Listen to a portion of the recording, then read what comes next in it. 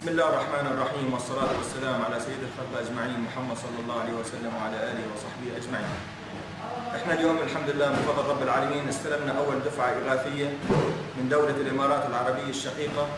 نشكرهم كل الشكر حكومة وشعبا، ممثلة بسمو الأمير الله يشفيه خليفة بن زايد على المعاناة التي قدموها للشعب المنكوب في درعا المدينة، ونتمنى منهم المزيد والله يجعله في ميزان حسناته بإذن الله.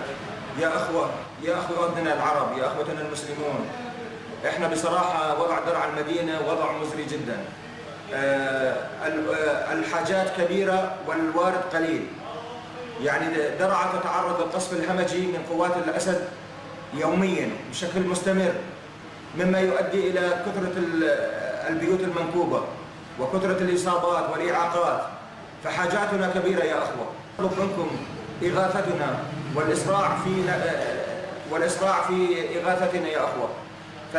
فمثل ما قلنا الحاجات كبيرة والموجود عندنا قليل، ونتمنى منكم يعني سرعة إيصال هذه المساعدات.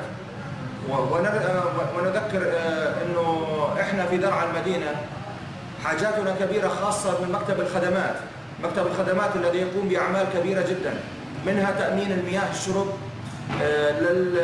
للأحياء التي لا يصلها ماء الشرب، منها رفع الزبالة من الشوارع، منها سقاية الأشجار التي زرعناها جديدة، منها إيصال الكهرباء للمناطق كلها جميعا. فهذه الأمور كلها تحتاج إلى مبالغ مالية كبيرة، نحتاج إلى محروقات لتغطية هذه السيارات آليات مكتب الخدمات. وبصراحة احنا مكتبنا ضعيف، إيراداته المالية ضعيفة جدا. فلذلك يا أخوة نطلب منكم الفزعة، نطلب المعونات العاجلة لحتى نقوم على خدمة أهالينا على أكمل وجه. والشكر الجزيل لكم، والله يوفقكم، وشكرا مرة ثانية، والسلام عليكم ورحمة الله وبركاته.